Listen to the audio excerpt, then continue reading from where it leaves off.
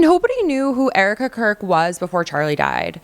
And I mean that literally. Outside of a pageant title she won 14 years ago and a brief presence on Charlie's arm at conservative events, there was no public record of who this woman actually was, where she came from, or what she had done with her life before becoming the widow of one of the most prominent figures in American right-wing politics. And for a while, nobody asked. But then she took over his company.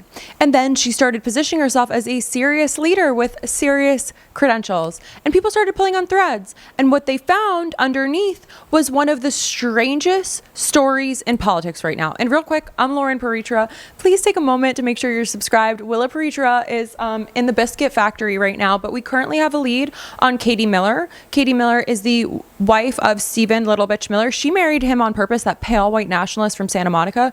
And we've gained a little bit of a lead on her with followers for our podcast, but we cannot continue holding ground without you. So consider every sub, every hype, every like, every comment, 6 or 7 words or more, an F you to Katie and Stephen Little Bitch Miller. Now, if you watched my last video, you already know about the degree situation in great detail. The program that didn't exist at ASU when she claims to have graduated from said program, the honors list that her name isn't on, the enrollment timelines that overlap across multiple schools across the country while she was simultaneously modeling, living abroad, running a ministry, and chasing reality TV, like really hard clout chasing. We broke all of that down, but the receipts are not very kind to Erika. And that was just the tip of the iceberg, because since that video dropped, Candace Owens has released new episodes of her documentary series, The Bride of Charlie. And what she's getting into now goes so much deeper than a resume. This is about who Erika Kirk actually is at a foundational level. And the further Owens digs, the weirder it gets. So let's go through this in order because it builds. And by the time we get to the end of it, the degree is going to feel like the least interesting part of this entire story. We'll start with what's messy before we get into what is unhinged. So Erika's own birth date is in dispute.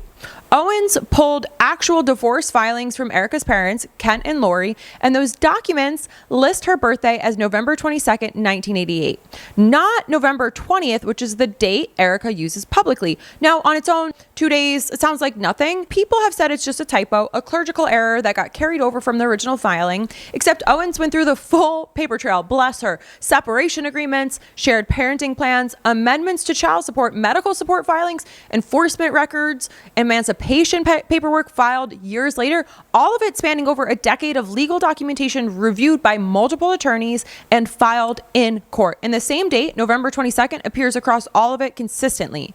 Owens' response to the clerical error explanation was straightforward. The original filing was a one-page document with 4 statements of fact, and that same date then followed Erika through more than 10 years of sworn legal paperwork. In her words, everything about this marriage, everything about this divorce, everything about Erika's early years are shady. And the beginning matters deeply. Then there's Erika's childhood story. Erika has described being raised by a single mother after her parents split. She has talked about her father, Kent, being largely absent and has built a public narrative around that experience. Okay, hold on to that one. But Owen says she spoke to classmates and people who actually knew Erika growing up. And they're confused by that account because by their recollection, Erika's stepfather, Larry, was living in the home the whole time. So the version of her childhood she's currently describing publicly does not match what the people who were actually there remember at all. So the degree is disputed, the birth date is disputed, and the childhood story is disputed. And every single one of these disputes comes with documents or witnesses. Now, here is where Owens makes the claim that I think is the most psychologically interesting and honestly probably the most unsettling part of all of this. She says Erika Kirk may not even know she is lying, that she is stretching the truth so far that she is strategically omitting inconvenient details, but that she has a pattern on top of this of constructing a version of events, downloading it into her own memory, and then experiencing it as true. Owens called it a faulty memory situation and said that a new version of her reality gets loaded into Erika's mind, and then she immediately believes it completely. And what Owens said that alarmed her the most was not the lying itself, but the apparent total absence of awareness that it was even happening. She also referenced research on behavioral patterns in childhood development and made the observation that the patterns she is seeing in Erika's story are also patterns that typically take root very early in life. So we're now looking at a picture where almost nothing Erika has said about herself, her education, her family, her upbringing lines up with the paper trail. And the explanation being floated is not that she's a calculated liar, but she's built a version of her own life inside of her own head that she cannot distinguish from reality. Erika Kirk doesn't know she's lying, and Owen says she has the proof. Now let's talk about the wild context surrounding all of this, because when you zoom out, the story of who is telling it and why it matters really matters here. Candace Owens is currently being sued by the president of France. Brigitte Macron, wife of the French president, Emmanuel Macron, now says she is going to present scientific and photo evidence in court to prove her sex. This is part of the couple's court case here in the U.S. as they're suing the woman on the right side of your screen, conservative commentator Candace Owens, for saying on her platforms, Macron was born male. So Owens is actively sitting in a defamation lawsuit and has still decided to launch an entire multi-part docuseries scrutinizing another woman's identity and background. That's a choice Candace Owens made clearly, and the response from the right has not been supportive. Ben Shapiro, who's obviously not exactly known for being the moral compass of the room, called Owens a twisted human being. And truly troubling.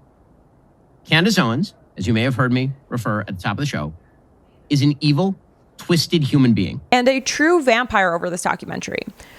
That is her former Daily Wire colleague saying that. Mash Walsh said she was nitpicking a widow and compared it to making fun of somebody's nail polish while they're drowning. I think that's a little bit of a stretch, Matt Walsh, but here's the part that gets even stranger.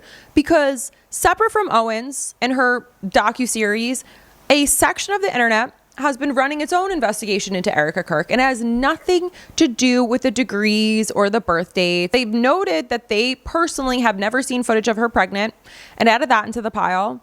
And then Owens in her documentary showed childhood yearbook photos of Erika with short hair in what one conspiracy account describes as a boy's outfit. Owens didn't say anything explicit. She just showed the photos and moved on. She knew exactly what she was doing. She left just enough space for her audience to run with it while keeping her own hands clean. That is a calculated move. And everyone watching knew it. And that result is the same kind of thing that we've been seeing from the MAGA fan base that Erika and Charlie spent years telling women in to prioritize motherhood and being a birthing vessel over your career. And now they're openly questioning whether she's even a woman at all. The ideology they built together is being turned directly on her in the most personal way possible. And now we get to the biggest claim yet. The one that frames everything else. The documents about Erika that nobody was supposed to find go deeper than a disputed degree, a 2-day birthday discrepancy, or a reimagined childhood. Because while Owens was working through the full thread of Erika's family history, she found something in the family tree that challenges the most basic fact of who Erika Kirk is. Owens is alleging, with what she describes as documented evidence, that Erika's Aunt Carla may actually be her biological mother. Her biological mother, meaning the woman Erika has publicly identified as her mother may not actually be her biological mother at all. And the woman that she has referred to as her aunt her entire life may be the person who actually gave birth to her.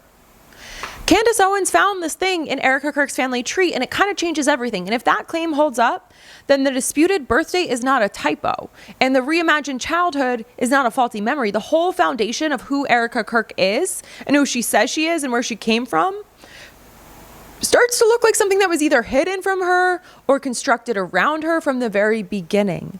And it means that the real story of who Erika Kirk actually is before Charlie is one she may not even fully know herself, which, if you believe Owens' theory about the way Erika processes reality, it might explain more than anyone is currently comfortable saying out loud.